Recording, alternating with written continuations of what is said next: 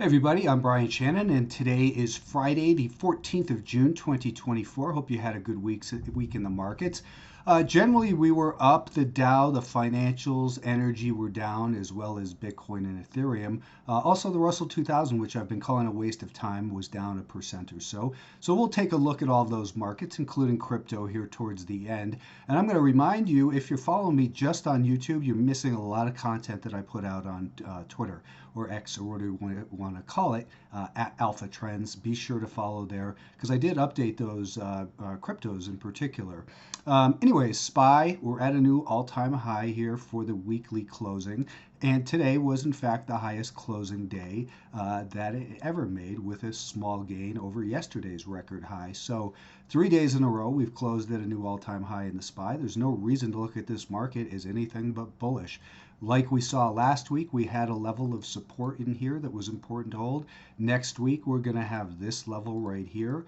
And if we're to break that, maybe it leads to some further consolidation, a little bit more of a price pullback. But we're in an uptrend. We're in a bull market. There's no reason to be looking for the top. We had low volume once again today, and only price pays. It doesn't matter. The Nasdaq 100 is at a new record high. This market is clearly stronger than the S&P 500 in the near term. You can see we closed right at the high. No pullback really whatsoever in here. We held above the rising 5-day moving average all week, and we saw 3 record closings in a row. When you look at this, you say, where's the resistance? And we just don't have a natural source of supply. That is meaning, people looking to get out, break even. It doesn't exist. So we only have what starts as profit taking. Then maybe that emboldens some short sellers, and then that then perhaps creates a little mini panic from time to time. But we're in a solid uptrend. Don't look for this thing to reverse anytime soon. The Russell 2000, like I said, I've been calling it over and over again. I've got to move my face out of there because this market's in a downtrend. It's been a complete waste of time with all these gaps. Like I said, I've been saying this over and over again each week, that it's just not something worth trading because it's too hard to manage risk in there. And when you add up the sum of these highs and lows, it is lower highs and lower lows here since the last month or so.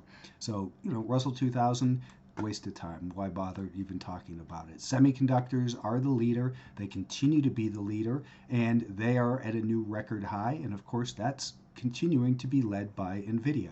I thought that we might be able to see a little bit of profit taking after the split, but clearly the buyers are still enthusiastic about NVIDIA. We saw this stock making record highs 3 days in a row here again. So, that is what's leading this semiconductor index higher. Other semiconductors aren't performing as well, but it's strong enough to do the heavy lifting here. And our first level of potential support on any pullback is at 260. Then at the other round number, down near 250. Biotechs, I'm still looking for these guys to set up a little bit better. It's been difficult to find an entry. We saw that gap up. That wasn't worth chasing past these highs because it was extended. And then we sold off 3 days in a row. So maybe we put an anchor on the gap from Wednesday here. And perhaps next week what we'll see is a little bit of recovery. And hopefully it doesn't do all this gap nonsense. But instead, maybe it rallies up, pulls back a little bit, and then gets going. So that's something I would think maybe we would be looking for in terms of how these biotechs could get going. Because again, when we look at the longer term, the weekly time frame, we're in a position where this market could sustain a nice rally. We're holding right at the anchored volume weighted average price from the 2021 high. That's that purple line I just drew in. We're holding above the anchor from that low as well. And we've got a rising 20, 30, and 40-week moving average. So those are the conditions that say this market has the ability to get going, but I don't want to buy it until I can find a low risk entry point. So far, I haven't been able to find that. Financial stocks continue to drift down towards the year-to-date anchored VWAP. That's that thicker purplish line in there, and they're below a declining 5-day moving average. So you don't want to buy them while they're in this dip mode, even if you're bullish on financials overall. Wait for the buyers to regain control. And at a minimum, that means a flat to rising 5-day moving average. Energy names continue to also be in a downtrend. This 20-day moving average did not hold as support. The 50-day moving average held for a couple days of support, and then we broke below the year-to-date anchored VWAP. We broke below the 200-day moving average. All of these levels, all of these technical tools are levels of interest. We can look at a Fibonacci and say, what from that low over there, and I've got to move myself again, and we can say, what is the retracement that we've had here?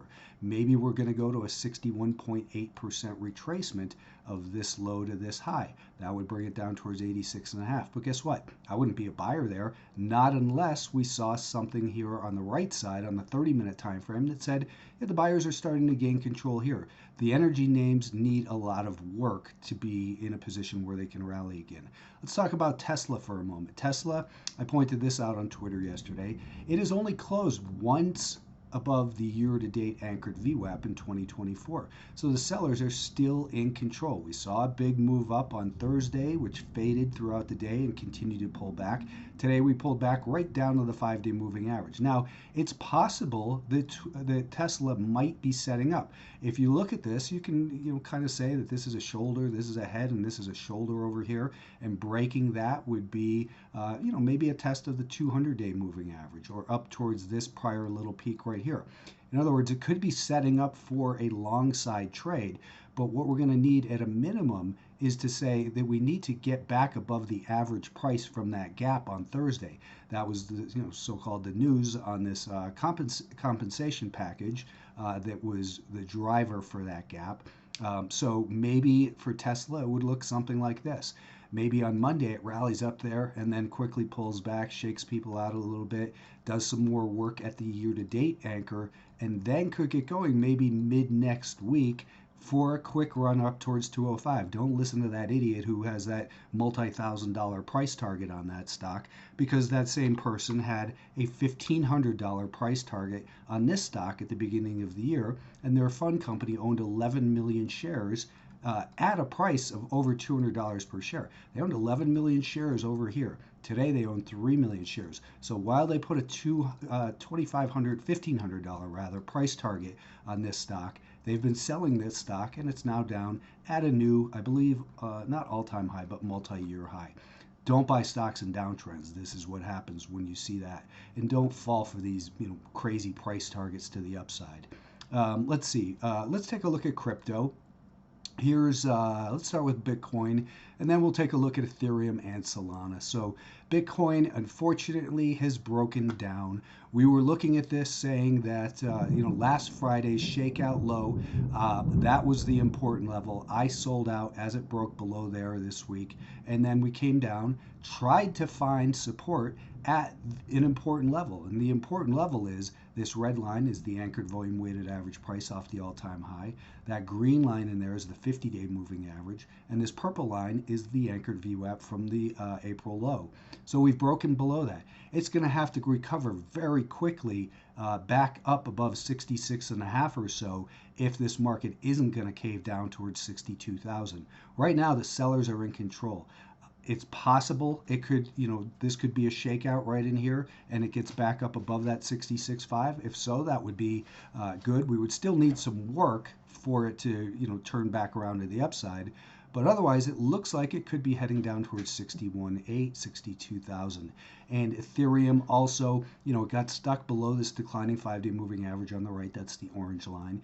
And we failed at the year-to-date high anchor. That's that red line. We're testing the rising 50-day moving average. Maybe we find some buyers in here. That would be the best case scenario. I don't have a position in these anymore. As I said, I've sold out of them. But this is the potential place where maybe we could find some support in Ethereum, but it's not there yet. We have a pattern of lower highs and lower lows, so there's no reason to be an early buyer. And Solana keeps breaking down below important levels. It broke below the anchored VWAP from that high. It broke below the 50-day moving average. It broke below the anchored volume weighted average price from the year-to-date low. And now here we are going down to test the year-to-date anchor from the beginning of the year at 137.5. There's no evidence the buyers are gaining control. So I would say continue to just, be on the sidelines in regards to these cryptos. Hope you have a good weekend, and happy Father's Day to all you dads out there.